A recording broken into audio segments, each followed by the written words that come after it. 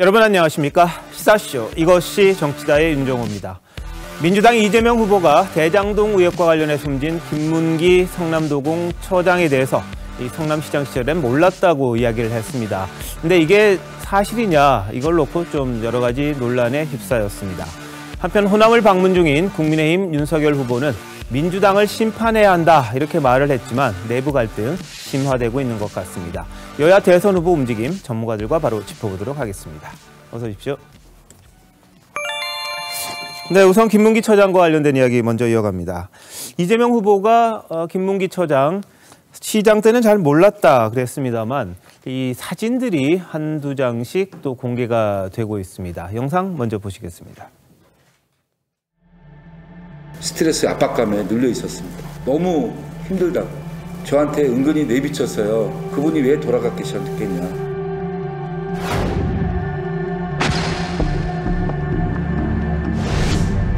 사장님 찾아가시는 일정이 너무 지연돼서 명확하게 밝히고 상응하는 책임을.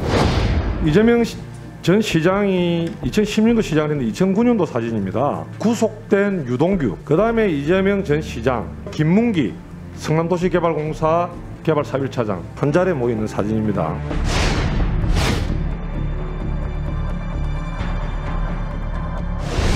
그 당시에 고 김문기님과 함께 해외 출장을 다니셨던 사진입니다. 윗사람은 여러 사람을 대하기 때문에 모르는 경우가 상당히 많고요. 잘 모를 수도 있는 겁니다.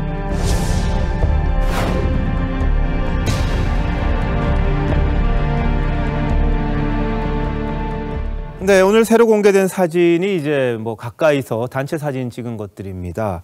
자, 이종건 평론가님. 네네. 어떤 점을 문제를 삼고 있습니까? 자, 일단 2009년도 사진부터 한번 다시 좀 띄워봐 주시죠. 2009년도 사진은 이재명 후보가 시장일 때가 아닙니다. 성남정책연구원의 연구원장인 시절이고요. 예. 상하관계였기 때문에 몰랐다라는 대답이 있을 수 없는 상황이 네. 당시에 이재명 당시 그 정책연구원장 시민단체 뭐도 했고 예.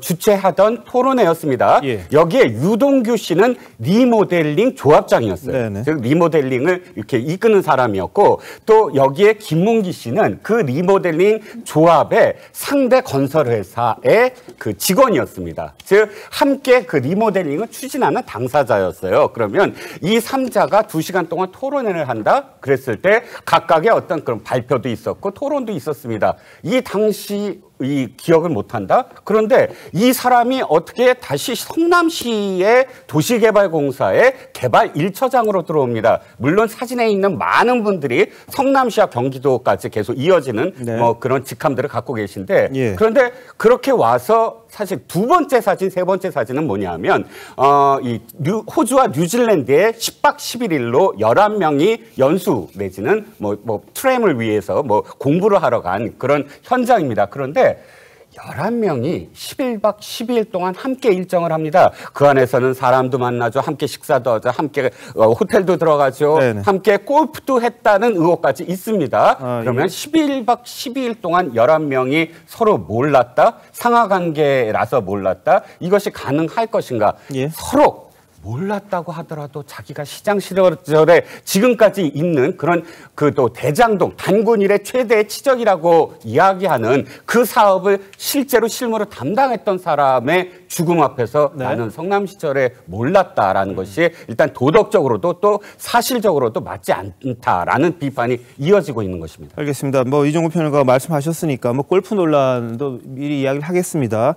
오늘 박수영 국민의힘 의원이 아까 공개됐던 이 4명이 찍은 사진을 가지고 혹시 호주, 뉴질랜드 트램과 관련된 출장을 갔을 때 골프를 친 게 아니냐, 같이 친 게 아니냐 이런 의혹을 제기했습니다. 왜냐, 그 근거가 이 이재명 시장이 지금 후보가 쓰고 있는 모자 오른쪽 끝에 보면 오른쪽 저기 브랜드가 있는데 거기 보면 이제 골프를 칠 때 마커를 붙이는 자석이 이렇게 꽂혀 있습니다. 그걸 보고 혹시 한 팀이 돼서 친 거 아니냐. 그러면 친 거 자체가 문제라기보다는 그렇게 쳤다면 이 사람은 어떻게 4시간 정도 걸릴 텐데 그걸 모를 수가 있겠느냐 그런 의혹을 또 추가로 제기한 그런 상황이거든요.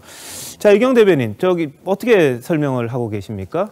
아니 우선은 저도 뭐 몇 번 안 가본 그 뭐 공무원들하고 같이 이제 취재차 많이 몇 번은 안 가봤지만 그럼에도 불구하고 그 공무원들이 몇 분 안 계십니다. 10명도 안 돼요. 그런데 그 사람들이 이제 몇 년 전에 그 갔던 분들을 제가 다 기억을 하느냐. 저같이 몇 번 안 간 사람도 기억을 못 합니다. 그러니까 지금 이 부분에서 그 공무원을 이제 고인이 되신 그 공무원을 알았느냐 몰랐느냐 왜 이렇게 지엽적인 그런 쪽으로 몰고 가는지를 모르겠습니다.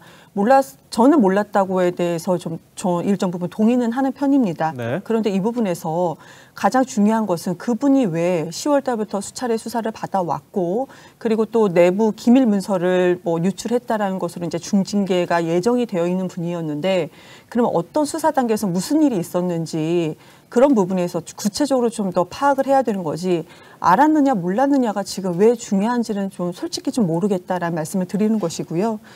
그리고 지금 보면은 이 검찰 수사가 지금 뭐가 이상하다는 것을 많은 분들이 얘기를 합니다. 지금 수사 또 뭐가 이상하고 늦어졌다라는 것이고 그리고 그러면 키넨파트너스에서는 왜 500원, 400억 원을 왜 투자를 했고 하나은행 컨소시엄을 본인들이 그렇게 투자를 했으면서 왜 그 이익 배당을 왜 조금만 작게만 가져가게끔 했었느냐 이런 것도 문제가 있는 것이고요. 그리고 초기 시드머니라고 많은 말을 하시죠. 초기 그 시드머니 부산저축은행 1,155억 원은 왜 그 당시 윤석열 그 당시에는 검찰이었었죠. 이걸 다 지휘하는 검찰이었는데 왜 이 부분에 대해서 여기만 수사를 하지 않았는가. 뭐 이런 부분에 대해서도 조금 우리가 더 깊이 알아봐야 될 것 같습니다. 그렇기 때문에 고인이 되신 분의 억울함을 입증하기 위해서라도 검찰 수사를 좀 더 면밀하게 들여다보고 검찰 수사에서 부족한 부분이 있으면 특검으로 가자는 거 아니겠습니까? 그런데 이 특검 부분에서도 국민의힘에서는 부산저축은행 특검이 포함되어 있다 말은 그렇게 많이 합니다. 그렇지만 법사위에 발의된 것을 보면은 성남시도 들어가 있고 성남도시개발공사도 들어가 있습니다. 그렇지만 부산저축은행은 들어가 있지 않은 것을 제가 명확하게 확인을 했거든요. 이렇게 들어가 있지 않으면서 부산저축에 포함됐다, 특검하자 이렇게 말로만 한다는 것은 국민을 속이는 거짓말입니다. 그렇기 때문에 이 부분에서는 상달특검제가 있지 않겠습니까? 빨리 검찰 조사, 검찰의 수사, 또 경찰의 여러 가지 수사도 다 당연히 포함되겠죠. 부족한 점이 있으면 빨리 특검을 해야 된다라고 말씀을 드리겠습니다. 예, 민영삼 원장님. 예, 제가 볼 적에는 이재명 후보가 이 상당히 고민 끝에 생각해서 만들어낸 답변이거든요. 네. 그러니까 시장 때는 몰랐다. 근데 나중에 경기지사 때는 알게 됐다는 거 아닙니까? 네. 그래서 상당히 고민해서 만들어낸 답변이 이제 사실 다른 사진들이 나오면서 좀 거짓으로 논란이 이제 됐다고 나올까요? 이런 상황이 돼버렸는데요. 지금 이재명 후보가 이재명은 합니다라는 이 구호를 바꾸겠다라는 그런 지금 기사까지 제가 봤거든요. 근데 그걸 유능함으로 이제 바꾸겠다는 건데 왜 그게 지금 현재 조롱거리가 되버렸냐면 이재명 합니다의 가운데다가요. 이재명 후보는 거짓말합니다. 이재명 후보는 말 바꾸게 합니다. 이재명 후보는 불리하면 모른 척합니다. 이래가지고 완전히 지금 구존 동료처럼 막 돼버리니까 아마 그 슬로건도 지금 바꾸려고 하는 모양인데 이재명 후보는 지금 아무리 좋은 정책을 얘기를 해도 사람들이 유권자들이 못 믿는 겁니다. 근데 거기에 하나가 더 덧붙여져 버린 거죠. 그러니까 대장동 관련해서요. 다른 거 다 놔두고 대장동 관련해서 가장 우리 국민들이 아연실색한 게 유동규는 측근이 아니다라고 해버렸지 않습니까? 그리고 황무성 성남도시개발공사 사장이 사직을 했는데 왜 사직을 했지? 내가 모른 척 해버렸지 않습니까? 그리고 초과이익 환수조항 삭제로 논란이 됐을 적에 국정감사에서 이 얘기를 해놓고 나중에 주어가 내가 아니라 성남도시공사들하고 또 바꾸기 하면서 거짓말 논란에 쌓였지 않습니까? 네. 그런데 이번에 김문기 고인이 되신 김문기 씨까지 문제가 또 시장 때는 몰랐다고 하는데 이렇게 사진이 나와버린 거예요. 그래서 이재명 후보는 제가 볼 때 좀 안타깝게 되는 게 아무리 좋은 정책을 아무리 유능한 업적을 갖다가 얘기하더라도 이제 유권자들이 상당히 안 믿게 됐다. 이렇게 좀 말씀을 드릴 수 있을 것 같습니다. 알겠습니다. 지금 말씀하신 부분 또 저희도 한번 짚어볼게요. 이재명 후보가 이제 대장동 논란과 관련해서 핵심 인물들과의 관계 뭐라고 말했는지 한번 보시죠.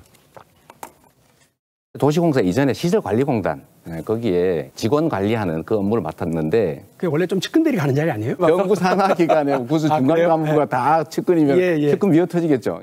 제가 그 정말 가까이 하는 참모는 그 동규 이렇게 표현되는 사람은 아닙니다. 미안하지만.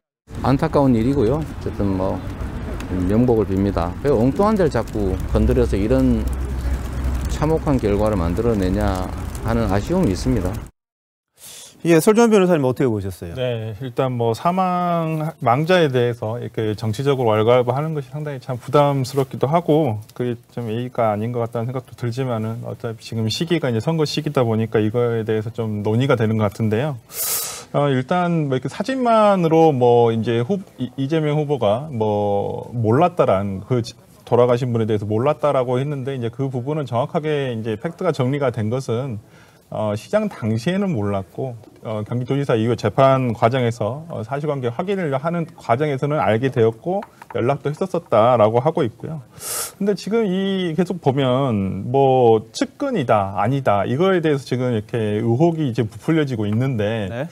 뭐 유동규 씨라든지 나머지 뭐 돌아가신 유한기 씨라든지 이제 돌아가신 망자들은 본인들이 언론에 충분히 인터뷰할 기회가 있었음에도 불구하고 본인들이 측근이라고 한 적은 한 번도 없습니다. 예. 예, 후보도 측근이라고 한 적이 없고 이것을 이제 언론에서만 이거 측근이 아니냐 이런 식으로 어떠한 좀 접점을 이어보려고 하는데 지금 이 수사 자체도 지금 이번에 김문기 씨 돌아가신 김문기 씨의 어떠한 동생들이라든지 가족들의 어떠한 인터뷰 내용을 보면 어떤 이재명 후보에서부터 시작된 것이 아니라 어떤 수사 과정, 그다음에 자기가 조사받는 과정에서 받은 스트레스, 거기에 따른 어떤 압박감, 이것 때문에 조금 극단적인 선택을 한 건 아닌가라는 얘기들을 하고 있거든요, 가족들은. 예. 그렇기 때문에 이 부분을 이재명 후보 측과 연결시키려고 하는 것은 좀 무리한 억측이 아닌가라는 생각이 듭니다. 자, 알겠습니다. 자, 근데 유족들은요, 김 처장의 이제 고인이 된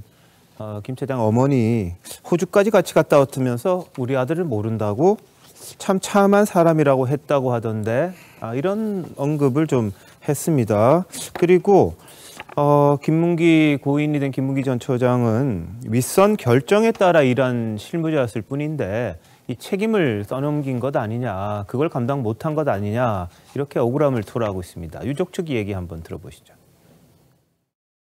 형이 억울함과 이렇게밖에 만들지 않는 이 정권, 이 나라, 이 현실 이런 것들이 다 원망스럽다는 말씀을 먼저 드리고 싶은 밥도 떠먹일 정도로 완전히 이 상태가 혼미한 상태였어요. 걸음을 못 걸을 정도에 대한 스트레스 압박감에 눌려 있었습니다. 너무 힘들다고. 유한기 그분도 돌아가셨지만 그분 얘기를 하면서 저한테 은근히 내비쳤어요. 그분이 왜 돌아갔겠냐. 누가 봐도 윗선에 대한 조사는 어떻게 이루어지는 과정도 없고 회사에서도 보호커녕 고소하겠다. 예, 오늘 가족들 동의하에 이제 부검이 있었고요. 다른 외부 사인은 없는 걸로 이렇게 확인이 됐다고 합니다. 자, 차지원 교수님 어떻게 보셨어요? 가족들 입장에서 상당히 답답할 수밖에 없고요. 그리고 또 특히 지금 이재명 후보가 또 이 지금 김문기 처장의 그 사망과 관련해서 나름대로 상당히 좀 뭐랄까요, 조금 유감을 표하면서도 김문기 처장과의 관계를 이렇게 단호하게 자르는 부분에 대해서 일부 언론에는 뭐 유족들이 섭섭한 그러한 모습들도 보이고 있는데요.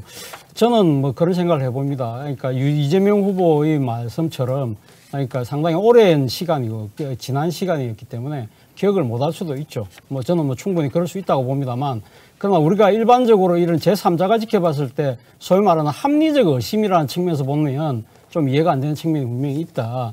예를 들면 지금 뭐 시장 취임 이전에 뭐 세미나 한 부분은 그렇다 치더라도 지금 12박 11일간의 외국 출장을 통해서 함께 했던 9명의 그러니까 본인을 제외한 8명의 그러니까 출장단 중에 또 당시 성남도시개발공사에서는 2명이 왔다는 거 아닙니까? 그런데 그 부분을 기억을 못 한다는 부분, 저는 조금 이해가 되지 않는 부분이고요. 무엇보다도 저는 이재명 후보가 지금 이 도시개발공사의 그 지금 이 제지가 있었던 분들과의 관계를 이렇게 부인하는 부분에 있어서 일종의 좀 논리의 비약, 내지는 또 이제 그 부인하는 것이 좀 너무 과잉적으로 부인하는 측면이 있다. 예를 들면 지난번 유동규 씨와 관련돼 구속됐을 때 이런 이야기를 했어요. 한전 직원이 뇌물 받아서 구속되면 대통령이 사퇴하냐는 이야기했는데요. 사실은 이재명 후보와 유동규 씨의 관계는요. 그러니까 지금 대통령과 한전 직원의 관계가 아니라 제가 봤을 때는 최소한 대통령과 한전 사장과의 관계 정도는 된다는 것이죠. 유동규 씨가 그 뒤에 이 지금 경기도에 또 그 관광공사 사장까지 됐던 걸 보면 두 사람의 관계를 어느 정도 유추할 수 있는 것이거든요. 그것이 중앙정부 차원에서 본다고 한다면 최소한 한전 사장은 된다. 그런 식으로 그러니까 논리를 비하해서 이런 식으로 부임하는 모습들이 겹쳐지다 보니까 이번 건도 결국은 지금 또 이재명 후보가 자신의 여러 가지 불리함 때문에 지금 일종의 거짓말하는 것이 아닐까라는 의심을 자아내고 있다는 것이죠. 물론 저도 진실은 알 수 없습니다만 그러나 이 이재명 후보가 잘 쓰는 단어가 있어요. 사필기정이라는 거거든요. 저는 뭐 이렇게 진실이 뭔지는 모르겠지만 진실은 언젠가 밝혀지겠죠. 그러나 자칫 이 지금 이재명 후보의 이번 행동이 우리 속담이 그런 말 있잖아요.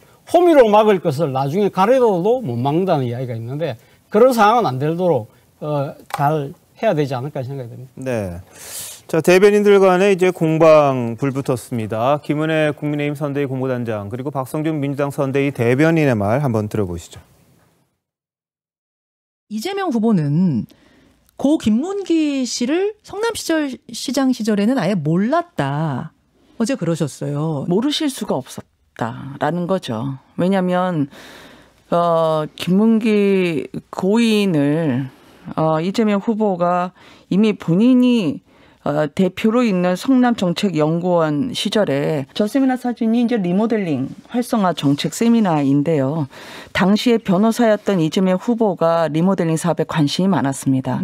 그때 함께했던 분들 지금 여기 이제 유동규 님도 계시고요. 부동산 관련 정책을 할 때 드림팀처럼 저분들이 함께 활동을 많이 했었죠. 이 사진은 지난 2015년 1월에 이 트램과 관련한 호주와 뉴질랜드 방문 때 10박 11일이었죠. 그 당시에 고 김문기님과 함께 해외 출장을 다니셨던 사진입니다. 이 수행을 저렇게 밀착으로 하시는 분이고 같이 일을 하더라도 그냥 얼굴만 알지 말을 섞지 않는 경우 상당히 많습니다. 보통 그러면 이제 윗사람은 여러 사람을 대하기 때문에 모르는 경우가 상당히 많고요. 근데 여행을 11명이 열흘을 갔다 오면 조금 모르기는 좀 힘들지 않나요? 그 사람에 대한 존재는 알 수도 있겠죠. 그렇지만 이제 실제 얼만큼 우리가 친숙도, 친밀도가 있느냐에 대한 부분은 잘 모를 수도 있는 겁니다. 예. 자, 장성철 교수 어떻게 보셨어요?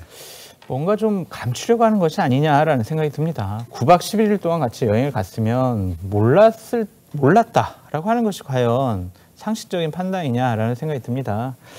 우리 김남기 본부장 같은 경우에는 대장동 사건과 관련해서는 1, 2차 심사위원을 했고요. 지난 10월 21일 날 조사를 받을 때 뭐라고 했냐면 초과 이익 환수 조항 당초에 있었지만 삭제된 것이 맞다. 몇 시간 만에? 7시간 만에. 어떻게? 내가 한 것이 아니라 자발적인 결정이 아니다라고 진술을 했어요. 그런 것을 보면 이분의 진술에 따라서 윗선으로 수사를 확대할 수 있는 가장 결정적인 핵심 인물이 아니었느냐라는 생각이 듭니다. 네. 그런 부분에 대해서 이재명 후보가 자신에게 다가오는 여러 가지 의심의 맥을 끊기 위해서 모른다고 하신 것 같은데 저런 기억력 갖고 어떻게 대통령을 도전하시는지 솔직히 좀 의아스럽습니다. 알겠습니다. 뭐 기억력의 문제인지 실제로 뭐 그 당시에 큰 관심이 없어서 몰랐던 건지는 뭐 그걸 가지고 개인의 기억력으로 몰기는 좀 확인이 안 되는 부분이라는 거 말씀드리겠습니다. 개인적인 생각으로 말씀드리는데 자, 민주당에서는 이번 비극에 대해서 이재명 후보를 겨냥한 표적 수사 때문에 벌어진 게 아니냐 이런 말을 했습니다. 들어보시죠. 유한기 본부장이나 김문기 처장이나 다 일선의 실무자들 아니겠습니까? 검찰의 수사나 경찰의 수사가 돈의 흐름을 추적하지 못한 채 마치도 이재명 당시 성남시장을 겨냥해서 그의 혐의만을 밝히는 방식의 일종의 표적 수사를 진행하고 있는 게 아닌가. 엉뚱한 표적 수사만을 계속하고 있기 때문에 애꿎은 목숨들이 쓰러지는 게 아닌가 그렇게 생각합니다.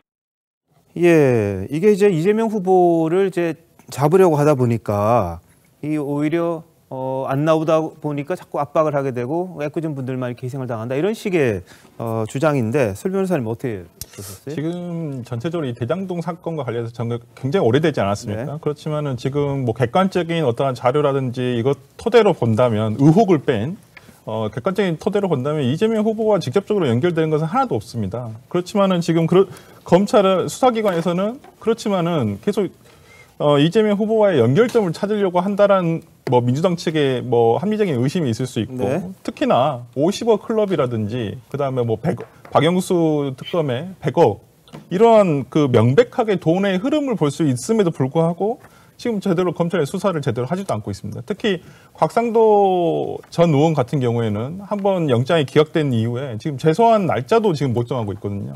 그렇다고 한다면 명확하게 돈이 흘러갔다는 것이 명확함에도 불구하고 이 부분에 대해서 제대로 입증을 안 하는 건지 못하는 것인지는 모르겠지만은 검찰에서 이 부분에 대한 수사가 조금 매우 미진하고 네. 그럼에도 불구하고 의혹만으로 있는 이 어떠한 그 이재명 후보와의 연결점만 찾으려고 무리한 수사를 한 것은 아닌가라는 어떤 민주당 측에서의 어떤 이런 의심은 어느 정도 합리적이다고 보고요. 그다음에 이제 그럼에도 불구하고 지금 검찰 자체도 이 수사에 있어서 과정에 있어서 어떠한 적당한 방법이었는지 적당한 신문 조사였는지 네. 이런 점들은 좀 다시 한번 뒤돌아서 살펴봐야 될 것 같습니다. 예. 진성준 의원이 지금 이렇게 표현했습니다. 이재명 후보를 표적 수사하려는 게 아니냐. 그렇게 이야기한 그럼 민주당은 왜 지금 박범계 법무부 장관을 탄핵하려 하지 않고 또 김호수 검찰총장을 탄핵하려 하지 않는지 이해가 가지 않습니다. 집권 여당의 후보를 표적 수사하는 검찰을 왜 그대로 놔두고 보고 있는지 여쭙고 싶고요. 지금 이 수사 어디서 하고 있습니까? 서울중앙지검 대장동 의혹 사건 전담 수사팀에서 하고 있고요. 이 수사팀장은 김태훈 중앙지검 4차장입니다. 김태훈 중앙지검 4차장. 아시다시피 이미 언론 보도의 표현대로 얘기하면 친정부 검사라고 표현되고 있습니다. 중앙일보로부터 한겨레까지 다 그렇게 표현되고 있는 대표적인 검사이고요. 또 윤석열 후보가 징계받는데 혁혁한 공을 세웠다라는 평을 받고 있고요.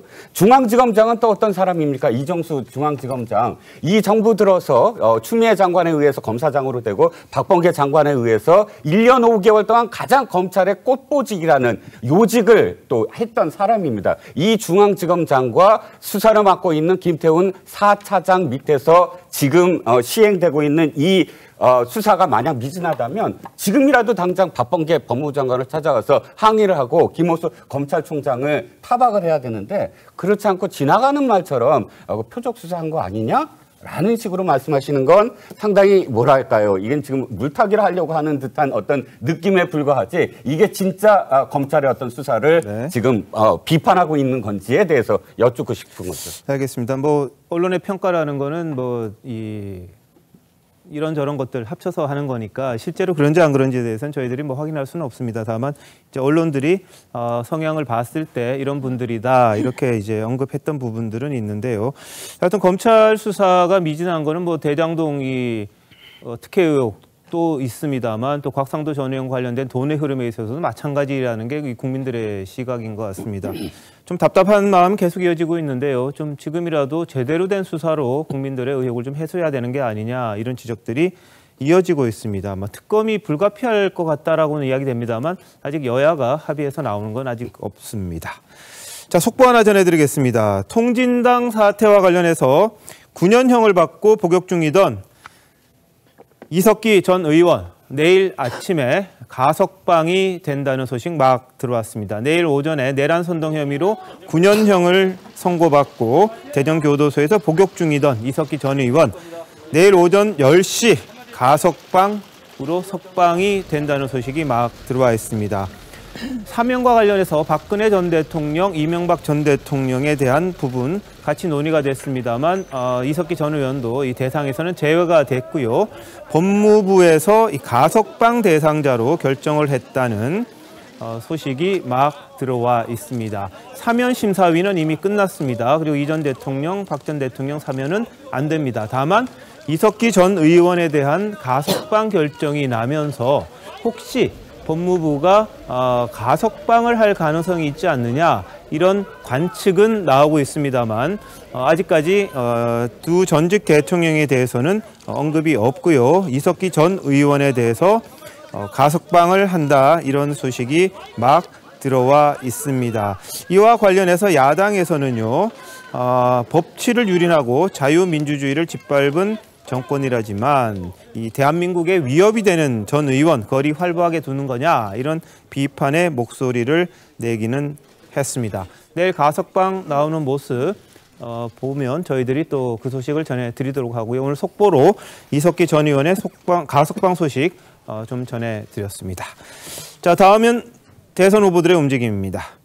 오늘 윤석열 후보는 호남을 방문 중입니다. 문재인 정부를 향해서 낡은 이념에 사로잡힌 정부다. 이렇게 강하게 비판을 했는데요. 어떤 말을 했는지 먼저 들어보시겠습니다. 문재인 정부의 가장 큰 잘못은 편가르기 정치를 했다는 것입니다. 잘 사는 사람과 못 사는 사람을 갈라치고 영남과 호남을 갈라치고 국민들을 쭉쭉 찢어가지고 자기 편리할 대로 이렇게 활용했다는 그게 가장 큰 잘못이고 죄입니다. 도대체 이 문재인 정부가 뭐 잘한 게 있는지 없습니다. 잘한 거를 찾을 수 없다는 것이 국민들의 중론입니다. 시대착오적인 그 이념으로 엮이고 똘똘 뭉쳐진 그 소수의 이너서클이 다 돌아가면서 국정을 담당하기 때문입니다. 정부에서 인사 발표할 때마다 한번 보십시오. 어떻게 저런 사람들이 저 위치에 있느냐. 바뀔 게 없습니다. 80년대 민주화 운동을 하신 분들도 많이 있지만 그 민주화 운동이 그야말로 어떤 자유민주주의 정신에 따라서 하는 민주화 운동이 아니고 어디 외국에서 수입해온 우리나라 밖에서 수입해온 그런 이념에 사로잡혀서 민주화 운동을 한 분들과 같은 길을 걸은 것이죠. 예, 뭐 돌려막기식 인사 그리고 386에 대한 문제 이런 부분들을 지적했습니다만 그 과정에 이제 민주화 운동에 대한 정체성 논란도 이제 제기를 했습니다. 차정 교수님 어떻게 보셨어요? 뭐 지금 야권의 후보인 만큼 현 정권에 대해서 강한 비판의 날을 세우는 측면은 뭐 충분히 이해가 됩니다만 그러나 어느 정도 비판할 때는 나름대로의 논거와 또 근거를 갖고 이야기를 할 필요가 있다는 생각이 드는데요.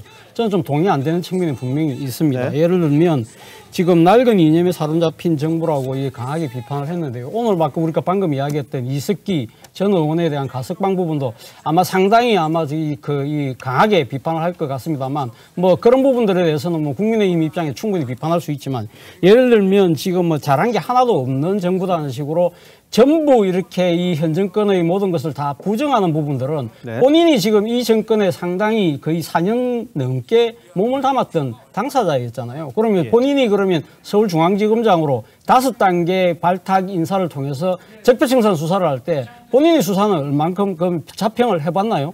본인의 수사는 단 하나도 잘못된 게 없나요?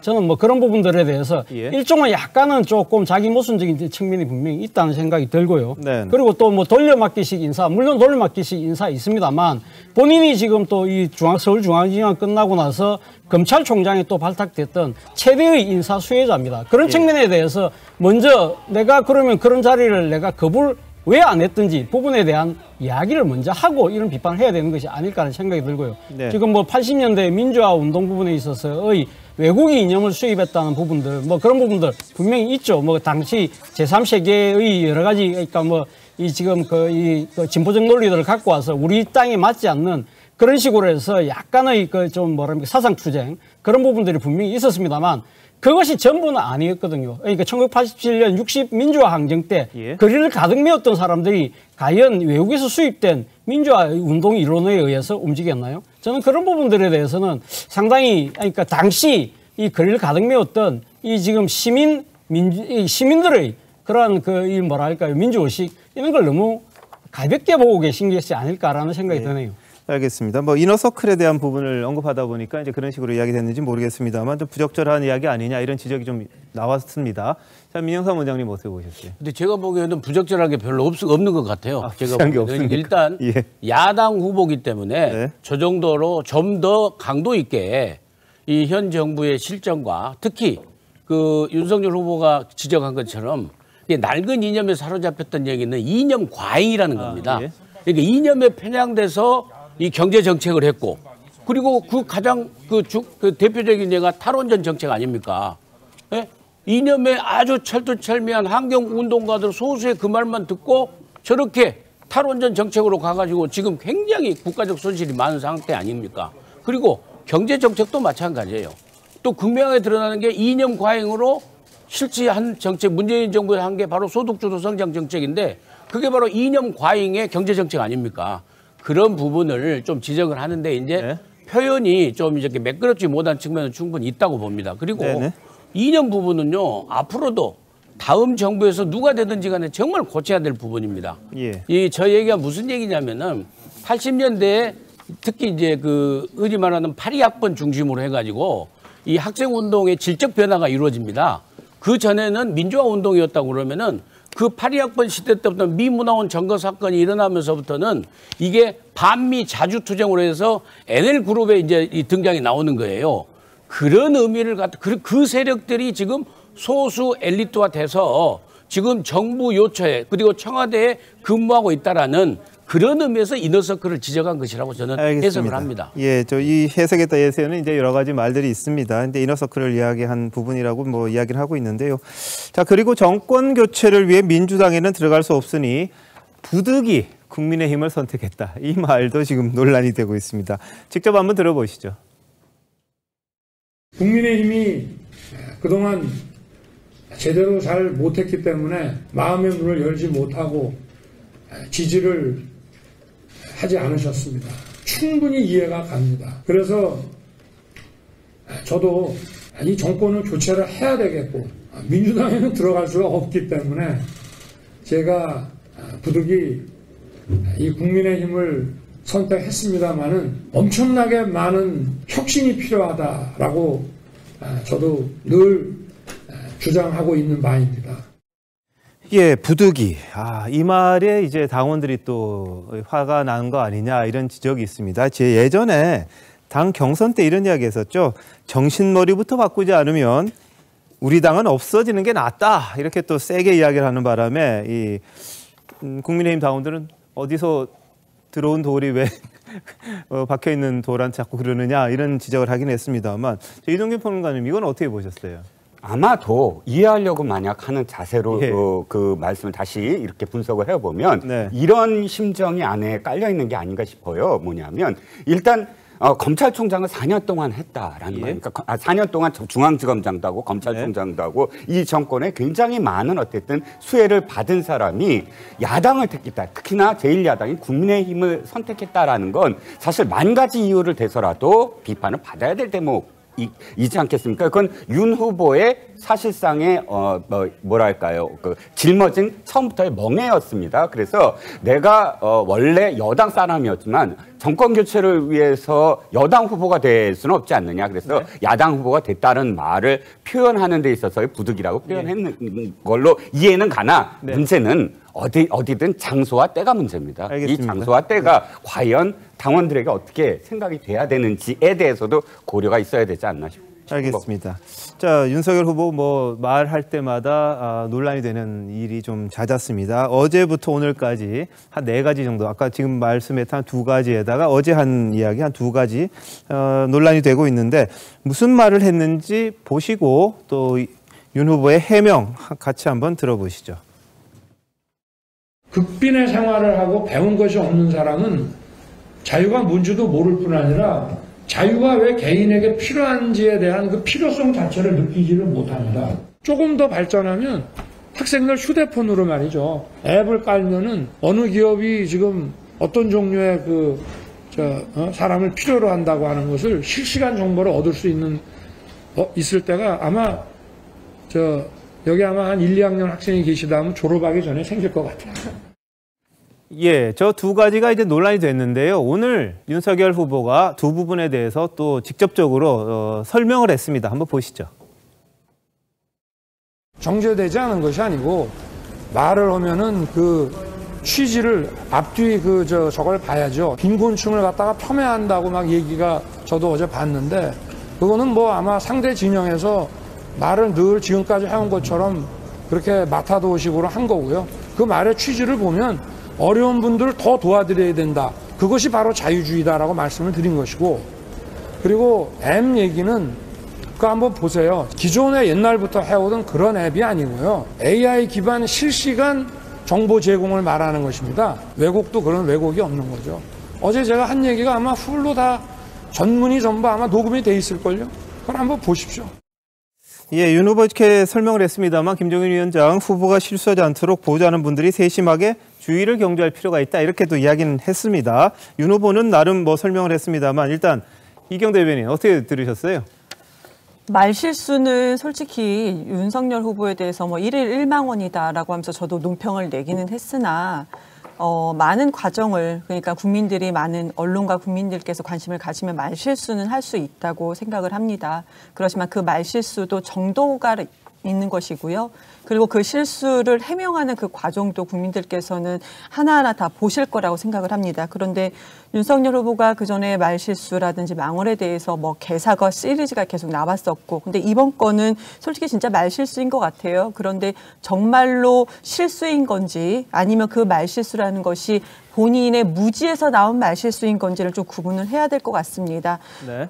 지금 글쎄요, 전북대 학생들을 만나는 가운데서 N번방 관련된 질문을 했었는데 갑자기 극빈, 그러니까 경제적으로 상당히 어려우신 분들과 그리고 그리고 배움이 좀 부족한 분들이라고 표현을 했었는데, 그런 분들은 뭐 자유가 뭔지도 모르고 자유의 필요성도 모른다는 얘기가 굳이 이 상황에서는 이 질문에 이거 답변이 나올 필요도 없는데, 본인의 생각이, 그러니까 본인의 무지에서 나온 생각이 이렇게 좀 배어 나온 것은 아닌가. 근데 또 그 해명하는 것은 조금 전에 보셨죠. 저렇게 해명을 하고 있으니 이 부분에 대해서도 뭐 그럴 수 있겠다라고 하시는 일부도 계시겠지만, 많은 분들이 특히 20대, 30대, 40대를 포함해서 젊은 사람들은 이 부분에 대해서 정말로 좀 이해를 전혀 못하겠다. 그리고 앱도요, 실시간으로 나와 있습니다. 물론 10년 전에부터 이제 실시간인 것을 확인을 해봐야겠지만, 요즘에는요, 그 취업 앱도 실시간으로 나와 있다. 전혀 모르는 사람이 지금 대통령이 되겠다고 얘기를 하는데, 근데 지금 중요한 것은 요즘에 나오는 말실수는 정책에 대해서 전혀 모른다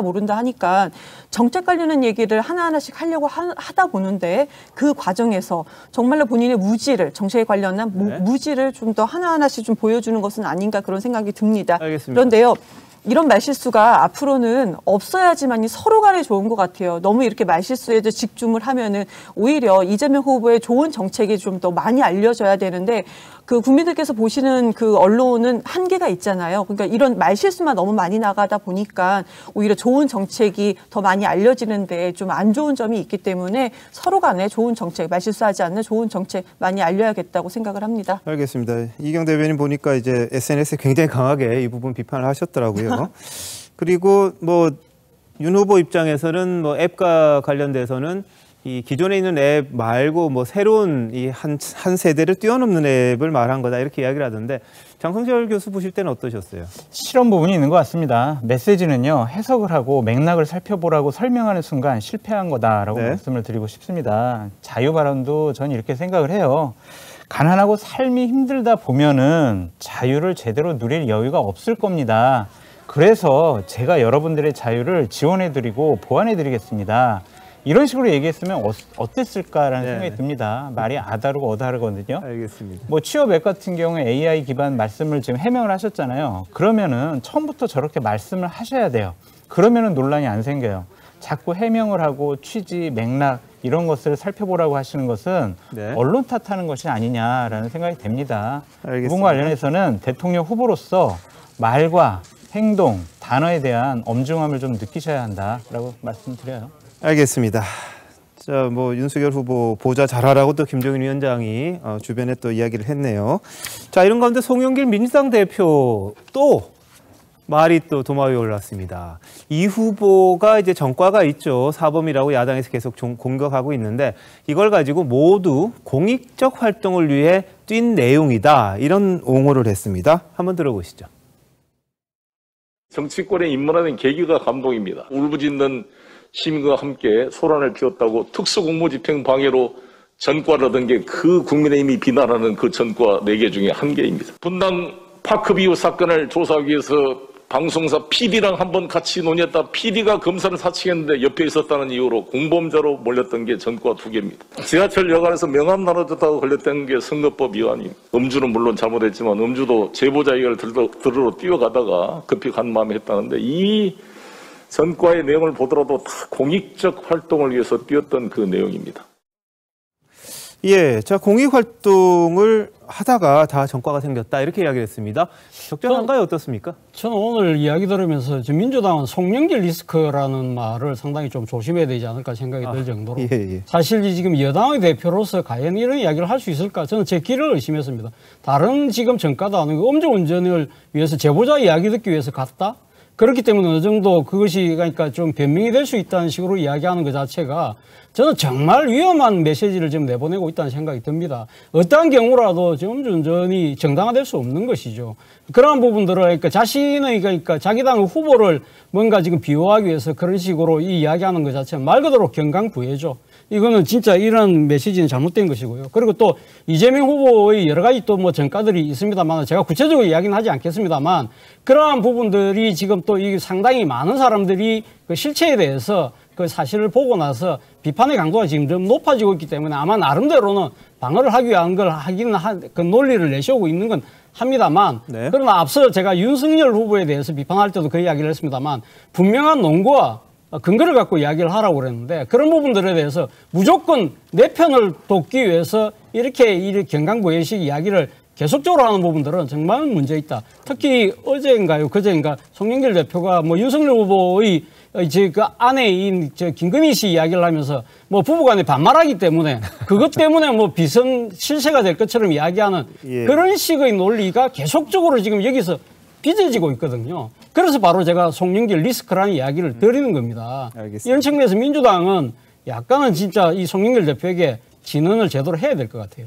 말 정말 조심하게 하셔야 된다는 부분. 설 변호사님 어떻게 보세요? 네, 일단 뭐 송영길 대표가 그 당내 직능본부 출범식에서 어떤 지지자들이라든지 어떤 민주당 관련한 그 사람들이 있는 곳에서 일단 그 우리 후보의 어떤 장단점을 얘기를 하면서 이 부분을 좀 말씀을 하실 것 같습니다. 뭐 그래서 어떤 대외적으로 어떤 그 우리 당 지지자가 아닌 그런 그 민주당 지지자가 아닌 분들에게 대해서 설명을 하는 것이 아니라 민주당 지지자들에 대해서 어떤 설명을 하는 과정에서 나온 말씀 같고 뭐 그렇다 손 치더라도 사법부의 판단을 받은 어떤 범죄에 대한 것은 그 자체로 존중을 받아야 될 것 같습니다. 그래서 이재명 후보가 뭐 본인 스스로가 이미 사과를 했고 잘못했다고 분명히 말씀을 했거든요. 그렇기 때문에 이 부분에 대해서는 송영길 대표가 이런 식으로 뭐 변명 아닌 변명을 하는 것은 오히려 대중들에게 더욱더 중도층이 표심을 끌어야 되는 어떤 대중들에게는 조금 부적절하다는 소리가 들리고 만약에 송영길 대표처럼 말씀을 하신다면 아니 김건희 씨가 돋보이기 위해서 자기의 학력을 위조했다, 뭐 부풀렸다 이런 것도 범죄가 된다고 한다면 어떤 것이 정당화될 수 있겠습니까? 알겠습니다. 그렇기 때문에 송영길 대표의 말씀이 어떤 취지는 뭐 분명하지만은 어떤 비유라든지 이런 것을 하는 것은 조금 부적절하다고 생각합니다. 알겠습니다. 자, 이경 대변인. 우리 교수님께서 구체적으로는 안 들어간다고 말씀을 해주셨는데 저는 짧게 좀 구체적으로 말씀을 꼭 드려야 될 것 같아요. 전과 4번 맞습니다. 그런데 음주운전은요 20년인가 15년이가 됐고요. 이 부분은 무조건 잘못한 부분입니다. 후보도 그렇고 모든 지금까지 민주당에서 모든 목소리는 이 부분은 정말로 우리가 말씀드릴 수 없을 정도로 죄송하고 잘못한 것이다 말씀을 드리고 있습니다. 근데 나머지 3범은 전과 3개는 성남 시립의료원 설립하는 과정이었습니다. 그런데 그때 당시 한나라당이었었죠. 이것을 성남 시립의료원을 설립하자고 했는데 한나라당 그때 이제 그 성남시 의원들이 47초 만에 폐기를 해버렸습니다. 그러면은 이 부분을 추진했던 사람들은 거기 그 자리에서 농성을 하지 않겠습니까? 그것으로 지금 됐던 것이고 두 개는 뭐냐면 성남시 특혜 분양이 있었습니다. 그런데 그때 당시 PD가 취재하는데 그 취재하는 과정에서 검사 사칭이 있었습니다. 그러니까 이재명 후보가 검사 사칭한 것이 아닙니다. 그런데 그런 취재하는 녹취록이 있었는데 녹취록을 이재명 후보가 그때 당시 좀 풀었던 부분이 있습니다. 왜 그러냐면 검사 사칭이 아니고 이런 취재한 과정이다라고 하면서 전반적인 내용을 설명하기 위해서 녹취록을 풀었는데 그것으로 인하여서 전과가 진짜 2개가 생긴 거였었거든요. 그래서 이런 부분도 좀 구체적으로 들여다 봐주시기를 좀 요청을 드리겠습니다. 알겠습니다. 검사 사칭 부분은 약간 다른 측면이 있는 것 같은데 어떤가요? 자, 판결문을 보겠습니다. 대법까지 이건 확정이 됐고요. 판결문만 보죠. 이 당시 상황이 어떤 상황이냐면 추적 60분 PD입니다. 그리고 이재명 후보와 지금 맞고소를 한 당시의 성남시장을 지금 추적하는 어떤 프로그램을 하기 위해서 이 PD가 지금 이재명 후보 사무실에 와 있고요. 그런데 문제는 추적 60분이 당시 상황을 다 녹음을 하고 있었어요. 하기 때문에 오디오와 또 비디오가 다 있었습니다. 당시 판결문에 이 대화가 그대로 나옵니다. PD가 이렇게 얘기합니다. 내가 지금 검사라고 이야기해야 되는데 경상도 말씨를 쓰는 검사를 알고 있느냐라고 했더니 이재명 후보가 이렇게 대답을 합니다. 수원지검에 서모 검사가 있는데 시장도 그 이름을 대면 된다. 라고 아예 코치를 해줍니다. 어떠한 검사를 하라라고. 그래서 판결문에 이렇게 나옵니다. 이재명 씨가 PD를 시켜서 자신과 김 시장을 맞고서한 검사가 배후 관계 조사하는 것처럼 하려고 했다라는 의도 자체를 판결문에 명시를 하고 있거든요. 이건 대법까지 이것이 완전히 인정이 됩니다. 그런데 이재명 후보는 처음에는 나는 전혀 관여를 안 했다라고 해명을 하다가 나중에는 옆자리에만 있었다라고 이야기를 하다가 녹취록이 이렇게 나오니까 사실상 입장을 계속 세 번째 번복을 하고 있는 것이고 송영길 대표는 이렇게 합니다. 옆에 있었다는 이유로 지금 전과가 있었다. 분명히 판결문에는 이렇게 적극적으로 개입한 근거가 아예 녹취로 되어 있었다는 거예요. 알겠습니다. 자, 송 대표는 뭐 자당의 후보니까 이 옹호를 하려고 이야기를 했을 겁니다. 그러면서 이렇게 얘기를 했다고 합니다. 사랑하면 알게 되고 알게 되면 보이나니 그때 보이는 건 이전과 다를 것이다. 이렇게 또 이 후보를 감싸기도 했는데요. 이 말실수 오늘만이 아니었습니다. 뭐가 있었는지 또 한번 보시죠. 그 돌잔치의 엔화가 우리나라 돈 대신 돌상에 놓였을 정도로 일본과 가까운 유복한 연대 교수의 아들로 태어난 윤석열 씨는 김건희 씨 같은 사람이 사석에서도 윤석열 후보한테 반말을 한다는 거 아닙니까? 실제 집권하게 되면 실권을 거의 최순실 이상으로 흔들 걸로 다 우리가 염려를 하고 있는 거잖아요. 예, 자, 엔화 이야기했다가 사과했죠. 이게 이제 옛날에 환으로 만들었던 우리 한국은행의 지폐였다는 게 드러났고요. 자, 이 반말한다고 해서 실세냐 이 말 나오니까 바로 이재명 후보와 김혜경 씨가 서로 반말 주고받는 게 또 덧붙여서 나오기도 했습니다. 아까 차정훈 교수님 말씀하신 것처럼 좀 제대로 된 공격이면 괜찮을 텐데 이렇게 실수를 하다 보니까 오히려 또 송영길 리스크 이런 말이 또 나오는 그런 상황이기도 합니다. 양당 대표들이 지금 다 상당히 좀 입장이 곤란한 상황 아닌가 이런 지적까지 나오게 됐네요. 자, 이런 가운데 윤석열 후보의 장모 최모 씨 오늘 땅 매입 과정에서 통장 잔고 증명을 위조한 혐의로 1심 재판에서 징역 1년을 선고받았습니다. 법정 구속은 되질 않았는데요. 화면 보시겠습니다. 그 잔고 위조도 유죄 인정되셔서 추가로 징역 1년 계단 조심하세요. 계단 조심하세요. 부담되는 판결일 텐데 하고 싶은 말 없으신가요? 그 불법 요양병원 사건 아직 남아 나오세요. 나와주세요. 선생님 나와주세요. 나와주세요. 그 사위나 딸한테 하실 말씀 없으세요? 장모님의 잔고 증명서 위조혐의에 대해서 징역 1년 판결이 나왔는데요. 그거에 대해서 어떻게 보시는지 좀. 뭐 사법부 판결에 대해서 제가 공적으로 언급하는 것은 뭐 적절하지 않은 것 같습니다. 예. 자, 액수가 거액이고 차명으로 부동산을 취득했다. 이걸 인정을 했습니다. 자, 설 변호사님 어떤 판결입니까? 예, 그 기존에 이제 1심에서 다른 그 사무장병원, 그러니까 그 건강보험공단을 상대로 한 요양급여 부정수급에 대해서 이미 그 3년의 형이 왔는데 그 과정에서 또 다른 어떠한 이 은행에서의 차용증 그 관련한 어떤 위조 부분인데 이 부분에 대해서 이제 검찰에서는 3년 구형을 했었었는데 이 부분에 대해서 1년 선고형을 받은 것입니다. 이 부분에 대해서 조금 어떤 형평에 문제가 있지 않느냐. 그러니까 제가 일반적으로 변호사 업무를 하더라도 이 정도의 금액에 대한 사문서 위조 같은 경우는 상당히 중형의 선고를 받는데 1년이 닿았다는 것은 상당히 뭐 그렇게 과연 합당한 형인가는 약간 의문이고 네. 그리고 이 부분에 대해서 또 법정 구속을 피했어요. 예. 지금 기존에 이제 그 먼저 3년형을 받은 부분에 대해서 지금 보석 상태이라는 이유만으로 지금 했는데 이 부분도 상당히 좀 이례적이긴 합니다. 이 부분에 대해서는. 네.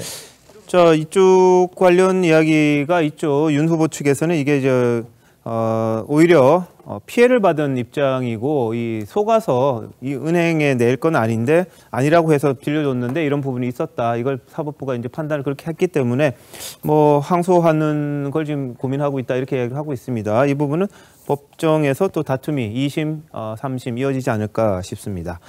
자, 한편 최근에 한 유튜버가 이렇게 이야기했습니다. 한 실명 증언자를 동원해서 과거 한 호텔 연회장에서 김건희 씨를 만난 적이 있다 이렇게 주장을 했었죠. 근데 조선일보 유튜브 팩폭시스터가 당시 호텔에서 오랫동안 근무했던 사람 그리고 관련 공무원의 증언, 각종 문서, 사진 자료 등을 통해서 증언자의 주장이 허위일 가능성도 있다 이런 가능성을 제기를 했습니다. TV조선의 김미성 기자가 진행하는 팩폭시스터인데요. 어떤 취재를 했는지 한번 보시죠. 바로 거기서 육출을 갈 수 있는 건 없고 나이트클럽에서 엘리베이터는 전혀 없습니다. 나이트는 임대이기 때문에 네. 우리하고는 전혀 관계가 없어요. 출입구도 다르고 그래서 네. 우리 거기 누가 왔다 갔다 하는지도 몰라요. 오후 5시쯤 나이트에서 사람을 불러 올려가지고 저는 그렇게 했다. 검사들을 불러서 연회를 계속 즐겼다. 아방궁이라고 불렸다. 이런 소문은 들어보신 적이 있습니다. 우리는 그 외부인들이 출입하는 건 한 번도 본 적이 없고요. 네. 외부인들이 거기 출입한다는 얘기 들은 적도 없습니다. 이렇게 밑에서 나이트에서 있던 사람을 회장님이 불러오시고 뭐 이런 경우가 있었나요, 원래? 상상을 못하겠습니다. 접대 여성들을 불러서 친한 친분 있는 여성들을 불러서 같이 어울리게 한다든지 뭐 이런 것들. 아이, 그런 거나? 그런 게 있을 수 없어요. 예. 자, 김민성 기자가 취재한 사람은 굉장히 호텔에서는 유명하신 분으로 알려져 있고요. 그리고 당시에 이제 조모 회장이, 태권도 관심이 있어서 이제 초대됐다 그랬는데, 당시에는 조모 회장이 이 호텔의 소유주도 아니었다. 이런 이야기도 있었습니다. 자, 이종호 평론가님, 네. 뭐 이런 부분들은 그러니까 실명으로 주장하신 분이 있는데 또 다른 분들은 또 이게 아니라고 또 반박을 하고 있습니다. 그렇죠. 그날 증언을 했던 태권도 협회장의 그 증언의 신뢰성에 대해서 지금 검증을 하고 있는 겁니다. 예. 그때 당시에 의문을 표시했을 때 십수년 전, 굉장히 오래전에 한번 만났던 여인의 얼굴을 명확하게 기억을 해내고 있지 않습니까? 네. 그렇다면 이 증언자가 얘기했던 5, 6층의 지하의 그 나이트클럽에서 바로 엘리베이터를 타고 올라갔다. 그리고 회장 옆이 바로 연회장이었다. 이런 사실들이 입증이 되어야만 그 기억에 대해서 이 여성의 얼굴을 기억하고 있다는 것도 역시 신뢰를 할 수 있지 않겠습니까? 그런데 구조도 지금 팩폭시스터스에서 단지 증언만이 아니라 당시의 조감도라든지 여러 가지 어떤 자료들도 있습니다. 그러니까 5층이 수영장, 6층이 공조실이었다라는 것이고요. 결정적으로는 1997년인가요? 당시의 어떤 그 상황을 이야기를 했는데 회장이 사실상 아니었다. 조 회장이 아니고 다른 회장이었다라는 것. 그리고 보통 그러니까 무궁화가 한 5개짜리 이상의 어떤 호텔들은 사실상 나이트클럽을 분리하고 있는, 그러니까 거의 모든 호텔들이 분리하고 있습니다. 운영도 분리하고 있고 사실상 구조도 분리하고 있죠. 왜냐하면 손님들을 컨트롤할 수 있는 어떤 장치가 1층 로비에서부터 이루어져야 되거든요. 네. 그런데 나이트클럽에서 불특정한 사람들이 갑작스럽게 호텔에 이 상층에 올라갈 수 있는 어떤 개연성 이런 것들 때문에 입구도 완전히 달리하고 층도 달리하고 또 이런 어떤 동선도 굉장히 달리하는 구조로 되어 있습니다. 그런데 결정적으로 바로 불려서 엘리베이터를 한 번에 타고 올라갔다. 이런 것들이 사실상 사실과 다를 가능성이 굉장히 높다는 거죠. 알겠습니다. 조 전 회장 같은 경우에 이제 2000년에 대표이사로 선임은 됐었다고 합니다. 당시에. 근데 운영하는 분들은 외국계가 했고 소유는 하고 있었는데 호텔 운영은 또 외국계가 맡았다고 해서 실질적으로 운영에는 관여하지 않았던 걸로 지금 다시 정정을 하도록 하겠습니다. 자, 그런데 이 줄리 문제 뭐 계속해서 이제 네거티브 공세가 이어지고 있고요. 또 여러 가지 의혹들이 제기가 되고 있습니다만 뭐 경력이라든지 뭐 이력이라든지 학력이라든지 이런 부분에 대해서는 윤희숙 전 국민의힘 의원 결기를 가지고 국민 기대치를 뛰어넘게 해명하고 사과해야 한다 이렇게 지적을 했습니다. 한번 보시죠. 국민들이 납득하는 수준에서 국민들이 납득한다는 것은 대한민국의 평균보다 더한 수준으로 해야죠. 이분은 지금 공정의 가치를 상징하는 인물로 여기까지 온 거예요. 그렇죠? 네. 그것 때문에 온 거예요. 네. 그러면은 국민들의 기대치는 대한민국 평균보다 훨씬 높아요. 본인한테. 네. 다른 전문성이나 이런 거는 제가 모질할 수 있지만 적어도 그 부분에 있어서는 국민들께 실망을 드리지 않겠습니다. 적어도 그런 태도로 가겠습니다라는 것을 보여야 된다고 생각합니다.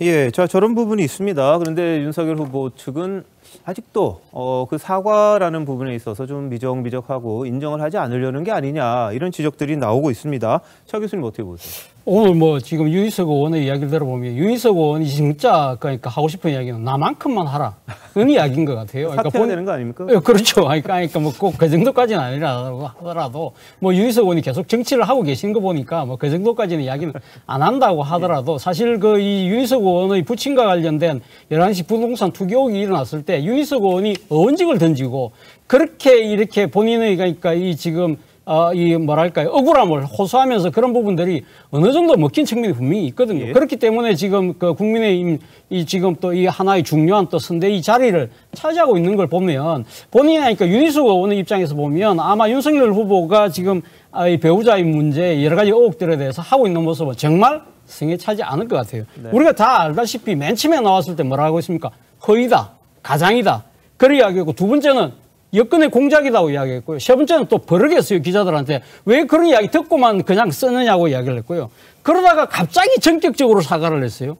예. 사과를 했는데도 또 뭐 진정성이 안 남겼다는 거죠. 그러니까 사과를 하면 그 사과에 대한 실체성도 담보돼야 되는데 네. 그런 부분들이 문제가 되니까 나중에서야 뭐 영부인이라는 제도를 없애겠다는 식으로 이야기하고 제2부속실을 없애겠다는 식으로 소위 말하는 다단계식의 여러 가지 그러니까 변신의 모습들을 보이니까 정말 진정성이 없는 것이죠. 아마 윤희숙 의원 입장에서는 정말 답답해서 저런 이야기를 한 것 같아요. 알겠습니다. 저는요, 부인과 장모 문제와 관련해서 가족 리스크와 관련해서는 신속하고 변명 없이 충분하게 사과를 해야 된다는 생각이 있습니다. 계속해서 앞으로 저런 의혹들이 계속 나올 수밖에 없고 사법적인 판단이 계속 예정되어 있어요. 장모와 관련해서는 내년도 1월 15일에 또 선고가 예정돼 있지 않습니까? 그런 것에 대해서 총체적으로 결혼 전이든 결혼 후든 잘못된 건 잘못된 거잖아요. 허위 경력 쓴 거 잘못된 거잖아요. 허위 이력 쓴 것도 잘못된 겁니다. 그리고 장모께서 1심이지만 저러한 법적 판단 받은 것도 국가 최고 지도자가 되겠다는 분의 가족이거든요. 그러면은 충분하게 사과하는 것이 맞다라는 생각이 듭니다. 자, 이경 대변인 어떻게 보세요? 네, 사과해야 된다, 신속하게 해야 된다 얘기는 하고 있지만 우선 지금 이미 시간이 많이 지났기 때문에 지금 사과한들 이것이 신속일까라는 생각이 드는 거고요. 그리고 사과를 하면은 그 사과를 받아주겠다라고 하시는 것은 국민들입니다. 그런데 지금 뭐 실형도 나왔고 언론에서 검증한 그 김건희 씨의 이력이 허위라고 딱 못 박은 검증한 것만 해도 제가 오늘 확인한 것만 19번입니다. 그럼 국민들께서 이런 부분에 대해서 이것을 사과한들 받아주실까라는 부분은 이것은 뭐 민주당도 예측할 수 없습니다. 이것은 국민들께서만 할 수 있는 부분인 거고 그럼 뭐 그런데 지금 이 과정에서 제2부속실을 아까 교수님 말씀 주신 것처럼 없애겠다 뭐 여러 가지 얘기는 하고 있습니다. 등판은 언젠간 하지 않겠냐 얘기를 했다가 지금은 뭐 등판을 아예 뭐 안 하는 것처럼 또 후보 측에서는 윤석열 후보 측에서는 얘기를 하고 있는데요. 이런 과정 하나하나를 좀 아마 지켜보시지 않을까. 그리고 앞에 무슨 뭐 호텔 6층 이거 거는 솔직히 민주당이나 선대위에서는 이 부분에 대해서는 절대 언급하지 않습니다. 그렇지만 언론과 한쪽 언론에서는 뭐 그 실명가 공개하고 얼굴도 공개하는 증언들이 또 나오고 다른 쪽에서는 아까 좀 보셨지만은 아직 뭐 목소리도 공개하지 않았던 부분이 있는 것 같아요. 그래서 이렇게 언론 검증은 국민 알 권리를 위해서 언론 검증은 필요하되 이 부분이 너무 정치권에서 정쟁화되지 않았으면 좋겠다. 그러기 위해서 민주당에서도 이 부분에 대해서는 전혀 논평하지 않고 있다라고 말씀드리겠습니다. 자, 언론이 뭐 19개 이야기를 하셨습니다만 그것도 이제 좀 더 확인이 필요합니다. 언론에서 검증한 겁니다만 그게 명확한지 안 한지에 대해서는 좀 더 어떤 공인된 기관이 좀 했으면 좋겠는데 그렇긴 힘들 거고요. 언론에서는 그 나름의 검증을 하고 있다는 건 말씀드리는데 뭐 몇 개가 딱 틀렸다 그렇게 아직 말하기는 어렵다는 건 좀 말씀드릴게요. 예, 저는 좀 구체적으로 사안을 들어서 말씀을 드리면은요. 일단 결론부터 말씀드리면 윤석열 후보 입장에서는 좀 억울할 거예요. 억울한 측면이 분명히 있습니다. 교생 실습 문제라든지 숙명여대 미술대학원 문제라든지 단순한 오기인데도 불구하고 완전히 허위인 것처럼 공격해온 그런 측면이 있어요. 그리고 허위는 드러났습니다. 그런데 윤희숙 의원의 저 인터뷰가 답이라고 생각하는 겁니다. 저도 이제 그 후쿠시마 원전 그 관계로 인해서 윤석열 후보하고 장시간 그 토론을 해본 적이 있는데요. 정말 많이 알고 있는데 윤석열 후보는 여의도식 합법에 아직 안 온 겁니다. 로마에 가면 로마법을 따라야 되듯이요. 여의도에 정치를 하러 오셨으면 여의도에 합법이 있고 여의도에 인식구조가 있어요. 여의도의 합법은 뭐냐면요. 두괄식으로 짧게 가야 됩니다. 근데 윤석열 후보는 미괄식으로 길게 가요. 예. 그렇기 때문에 말이 실수가 되고 오해가 되고 하거든요. 그런 측면이 있고 또 여의도의 인식구조라는 건 뭐냐면요. 국민의 눈높이에 맞춰야 돼요. 네. 바로 윤희숙 전 의원이 얘기한 게 정답이라는 거죠. 그러니까 뉴욕 대학 그 연수 갔다 온 건 맞아요. 예. 그렇지만 국민들이 보기에는 그걸 왜 학력인 것처럼 썼냐 이 말이에요. 그러니까 공정 대통령 윤석열 후보가 손상이 되는 겁니다. 네네. 그렇기 때문에 다소 억울하고 어떤 측면에서 본인들 입장에서는 굉장히 억울할 거예요. 예. 당에서도 적극적으로 대처도 안 해주고 그렇지만은 윤희숙 의원의 답변대로 정말 국민의 눈높이보다 더 높게 네. 진짜 사과해야 된다. 그런 말씀을 드리고 싶습니다. 알겠습니다. 자, 추미애 전 장관 연일 또 윤석열 후보에 대한 비판의 목소리를 내고 있는데 오늘은 삼행시를 지었습니다. 이름을 가지고. 자, 한번 보여주시죠. 윤회 바퀴를 벗어나라. 석가모니 부처님의 가르침. 10번만 외쳐보세요. 이런 말을 했습니다. 그러니까 윤회 바퀴 본인이 수사했던 것만큼 또 당하는 거 이런 걸 또 빗대서 저렇게 이 충고를 또 SNS에 올렸습니다. 뭐 도움이 될지 안 될지 거기에 대해서는 좀 논란이 있긴 합니다만 추미애 장관 삼행시까지 짓는 열의를 보였습니다. 자, 이런 가운데 국민의힘 내부 지금 갈등이 가라앉지 않는 그런 느낌입니다. 김종인 국민의힘 총괄선대위원장은 오늘 따끔하게 선대위에다가 이야기를 했다고 합니다. 자, 윤 후보와 가깝다고 자기 기능을 초과하지 말라. 이른바 윤핵관, 윤석열의 핵심 관계자들에 대한 경고라고 이제 해석이 되는데요. 보시죠. 뭐 어떤 사람은 나는 후보와 좀 개인적으로 좀 가까운 거니까 나는 내 나름대로 뭘 해야 되겠다 하는 이렇게 생각하시는 분들이 많이 있는 것 같아요. 이제 거기에서 발생하는 것이 결국은 각자가 지금 맡은 바 임무 이외에 자기의 기능을 갖다 발휘하려고 하기 때문에 그런 불협화음이 생기지 않는가 이렇게 생각합니다. 자기 기능을 최대한도로 발휘하는데 노력을 하시되 그것을 초과해가지고서 다른 어떠한 기능을 갖다 하려고 그럴 것 같으면은 그 자체가 문제가 된다는 것을 인식을 하시고서 주의를 갖다 경주해 주시겠다 다시 한번 이게 당부를 드립니다. 네, 뭐 가깝다고 호가호위하지 마라 이런 말 같습니다. 그런데 지금 이준석 대표와 윤 후보 간에 거리감이 좀 있는 걸로 보이는데 그 간극을 김종인 총괄선대위원장이 과연 메꿀 수가 있느냐, 거기에 대해서는 또 회의적이다 이런 지적도 좀 있는 것 같습니다. 자, 이종호 평론가님 어떻게 전망하십니까? 일단 어떠한 대선의 선대위에서 이렇게까지 하고 싶은 말을 각자가 다 할 수 있는 그런 선대위가 있을까 싶습니다. 김종인 위원장이 오늘 이야기한 이 표현은 전 예가 하나 있을 것 같아요. 어떤 예냐면 공보단장, 지금 물러난 공보단장, 조수정 공보단장이 표현한 겁니다. 네. 최고위, 아까 선대위 회의에서 이렇게 얘기를 해요. 윤석열 후보의 말씀을 전합니다 하면서 이야기를 시작을 합니다. 예. 이것 자체가 자기의 기능 바깥의 이야기를 시작을 한 것이죠.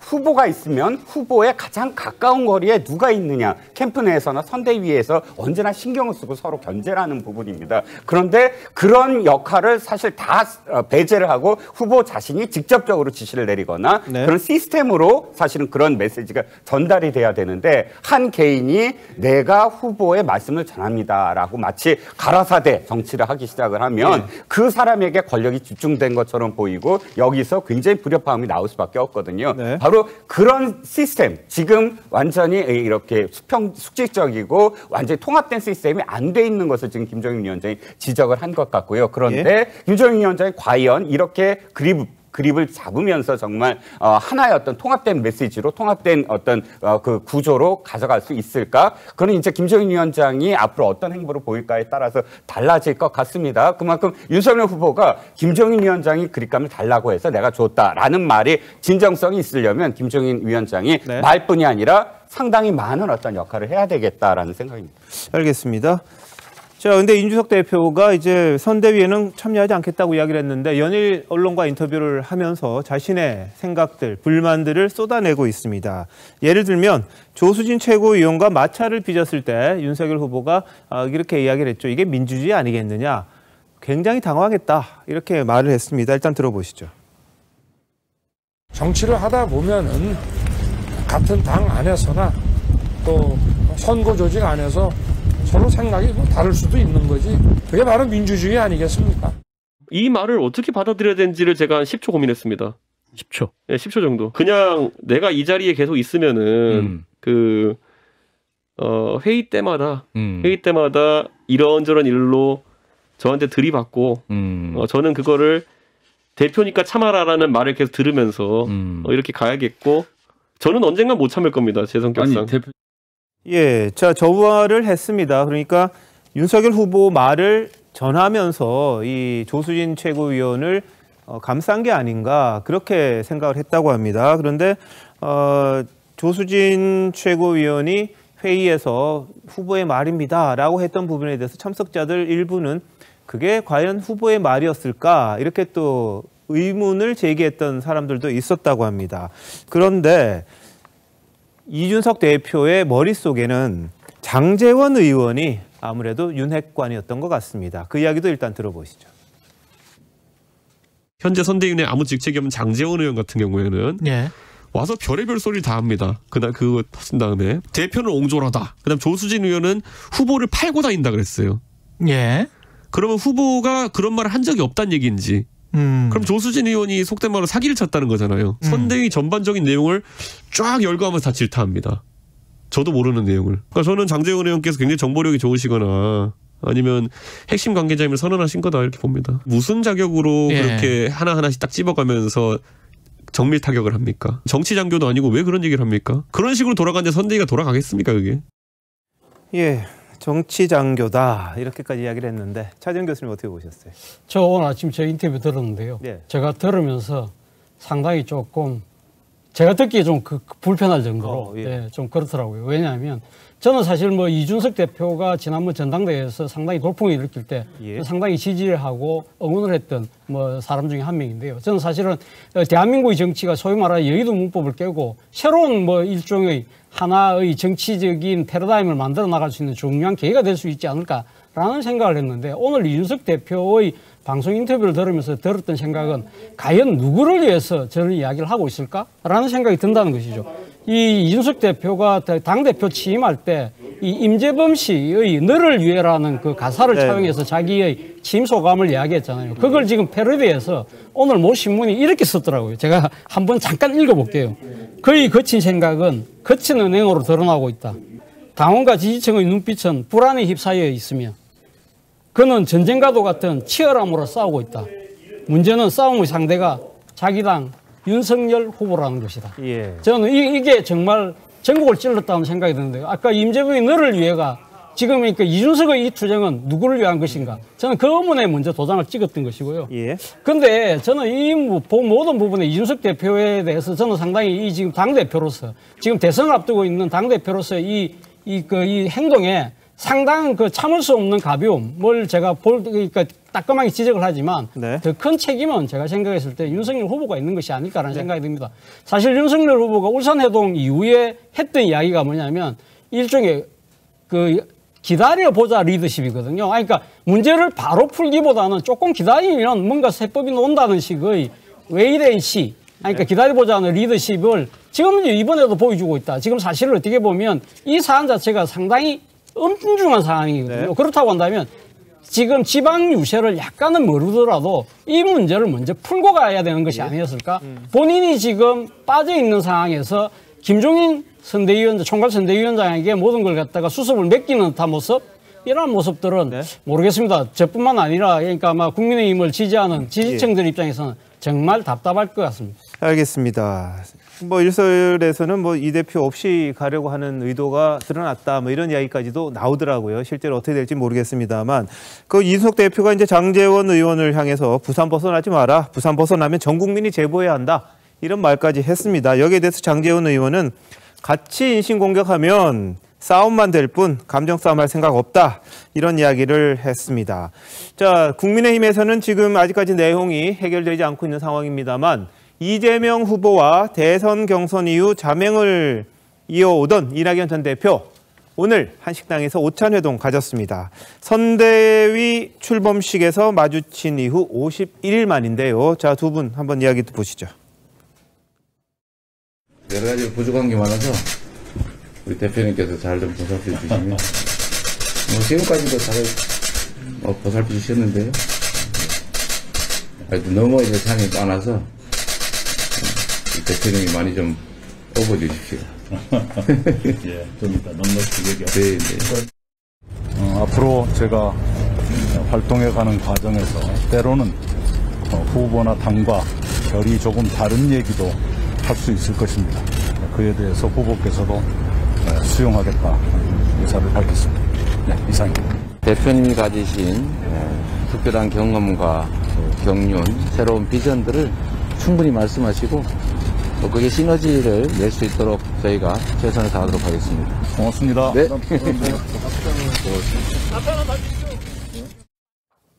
네, 이낙연 전 대표는요, 민주당 선대위에 국가 비전과 통합위원장을 이 후보와 공동으로 맡을 예정이라고 했습니다. 자, 산이 많으니까 좀 많이 업어달라, 이렇게 이야기를 했다는데, 자, 이경 대변인, 뭐 이제 원팀 확실히 된 겁니까? 네, 원팀은 그전에도 원팀이었었고요. 그런가요? 왜냐하면 이낙연 대표, 그러니까 이낙연 그 대표님의 그때 후보였을 때 캠프에 계셨던 분들이 지금 민주당에서, 그리고 뭐 저희 비서실장으로도 이제 오영훈 의원님이 계시기도 하고, 그리고 뭐 홍영표 의원님, 뭐 김종인 의원님 전부 다 방송에서도 앞서서 이렇게 열심히 좀 옹호를 하고 계시기 때문에 그 전부터 계속 그렇게 하셨습니다. 그래서 원팀은 당연히 원팀이었습니다. 그런데 이제 그 이낙연 대표님께서 지금 이게 공식적으로 이렇게 그림을 보여주는, 국민들과 지지자분들께 그림을 보여주는 모습이 그려졌는데, 네. 지금 좀 많은 분들이 이미 지지율이 그 완전히 비교돼서 이제 엎어진, 뒤바뀐 지지율이 이미 지금 나오고 있는 상황이지 않습니까? 그런데 국민의힘 선대위와 민주당의 선대위가 약간 좀 비교가 되면서, 네. 좀 민주당 선대위 더 많은 기대를 많이 뭐 지지자분들이나 국민들께서 하실 것으로 생각을 합니다. 그렇지만 오만하지 않고 차근차근하게 좀 차분하게 그리고 진솔하게 국민 곁으로 꾸준히 좀 다가가야 되는 민주당 선대위가 돼야 된다고 생각을 합니다. 알겠습니다. 지지율 말씀하셨으니까 좀 말씀을 드려야겠네요. 뭐 이렇게 트렌드를 보면은 이재명 후보가 올라가고 윤석열 후보가 내려오는 게 있기도 있고요. 또 옛날과 또 비슷한 여론조사도 있다는 거, 공존한다는 것도 말씀을 드리겠습니다. 최근 흐름에서는 윤석열 후보가 떨어지는 거는 뭐 거의 비슷한 흐름입니다만, 아직까지 오차범위 내에서 있고, 이른바 골든크로스, 이렇게 오차범위를 벗어나서 이재명 후보가 이기는 결과는 아직까지는 안 나온 것 같은데, 그 부분이 또 있으면 저희들이 소개를 하도록 하겠습니다. 근데 이낙연 전 대표 이런 말도 했어요. 그런데 제가 활동 과정에서 때로 후보 당과 좀 결이 다른 이야기를 할 수 있을 것이다. 후보도 수용했다. 이런 말도 했는데 어떻게 보세요? 국민의힘의 입장에서는 상당히 부러운 일이 오늘 발생했다라는 생각이 듭니다. 이낙연 대표가 이제 쓴소리도 아끼지 않겠다고 한 것은 본인의 생각과 판단을 선대위에서 과감하게 얘기를 하겠다라는 것으로 보여집니다. 국가비전 통합위원장, 이거 상징적인 자리일 거예요. 뭐 특별한 실무적인 일은 하지 않을 건데, 이낙연 대표가 저 자리에 있다는 것만으로도 민주당 지지층에서 상당히 안도감을 느낄 것 같다라는 생각이 듭니다. 반면에 지금 국민의힘 같은 경우에는 홍준표 후보, 유승민 후보가 아직도 선대위에 참여를 안 하고 있거든요. 물론 대구의 지역 선대위는 참여하고 있지만 좀 윤석열 후보가 진정성 있고 절실하고 간절하게 이 두 분의 좀 중앙선대위 참여를 요청을 해서 국민의힘도 좀 한 팀의 모습을 좀 보여줘야 한다라는 생각도 듭니다. 알겠습니다. 자, 예전 울산회동 때 민주당이 낙담했던 것과 개의 일이 오늘 또 일어났던 것 같습니다. 잠시만요. 대한민국 이슈의 중심, 시사쇼 이것이 정치다. 여기까지입니다. 내일 다시 찾아뵙겠습니다. 고맙습니다.